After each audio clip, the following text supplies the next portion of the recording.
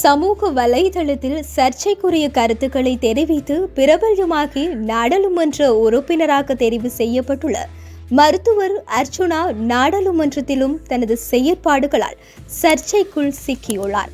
இலங்கையின் 10வது நாடாளுமன்ற கன்னி அமர்வு கடந்த திங்கட்கிழமை நடைபெற்றிருந்த நிலையில் நாடாளுமன்ற உறுப்பினர் மருத்துவர் அர்ச்சுனா எதிர்க்கட்சி தலைவருக்கென ஒதுக்கப்பட்டிருந்த ஆசனத்தில் அமர்ந்து சர்ச்சையை ஏற்படுத்தியிருந்தார்.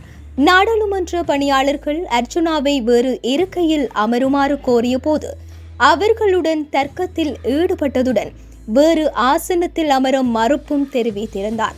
எதிர்க்கட்சி தலைவர், சபாநாயகர், பிரதி சபாநாயகர் ஆகியோருக்கு நாடாளுமன்ற பாரம்பரியத்துக்கு அமைய ஆசனங்கள் ஒதுக்கப்பட்டிருக்கும்.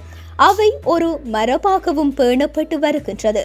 இந்த நிலையில் மருத்துவர் அர்ச்சுனா பாரம்பரியமாக எதிர்க்கட்சி தலைவருக்கு ஒதுக்கப்பட்ட ஆசனத்தில் அமர்ந்து விதண்டாவாதம் செய்தமை பெரும் விமர்சனங்களை ஏற்படுத்தி இருக்கின்றது.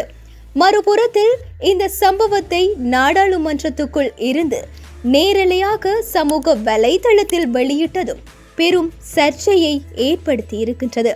நாடாளுமன்றத்துக்குள் இருந்து கைபேசியில் நேரலை செய்வது முரணானது என்று பலரும் கருத்து தெரிவித்து வருகின்றனர். இந்த பிரச்சனை தமிழர்கள் மத்தியில் மட்டுமல்லாது சிங்கள மக்கள் மத்தியிலும் பேசு பொருளாயிருக்கின்றது. இதனால் அவரது நாடாளுமன்ற உறுப்பினர் பதவிக்கு ஆபத்து ஏற்படலாம் என்ற கருத்துக்களும் சமூக வலைதளங்களில் பதிவிடப்படுகின்றது.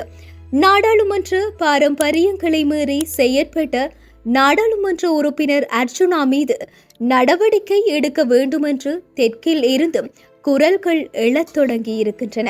மருத்துவர் அர்ச்சுனா தனது செயற்பாடுகளாலும் சமூக வலைதள பதிவுகளாலும் அவர் தொடர்புபட்ட குரல் பதிவுகளாலும் கடுமையான விமர்சனங்களை கடந்த காலங்களில் தமிழ் மக்களிடமிருந்து எதிர்கொண்டிருந்தார்.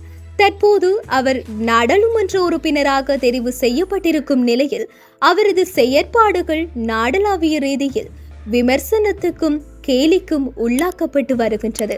அதே நேரம் நாடாளுமன்ற உறுப்பினராக பதவி பிரமாணம் செய்து கொண்ட அர்ச்சுனா ராமநாதனுக்கு எதிராக சிவில் செயற்பாட்டாளர்கள் குழு ஒன்று குற்ற புலனாய்வு திணைக்களத்தில் முறைப்பாடு செய்துள்ளது என்று தகவல் வெளியாகியுள்ளது.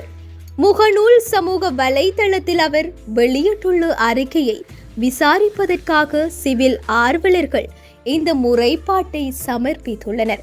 இது தொடர்பாக சமூக வலைதளத்தில் கருத்து தெரிவித்துள்ள மருத்துவர் அர்ச்சுனா நாடாளுமன்றத்துக்குள் இருந்து நேரலை செய்யக்கூடாது என்பது தெரியாது என்று கூறியுள்ளார்.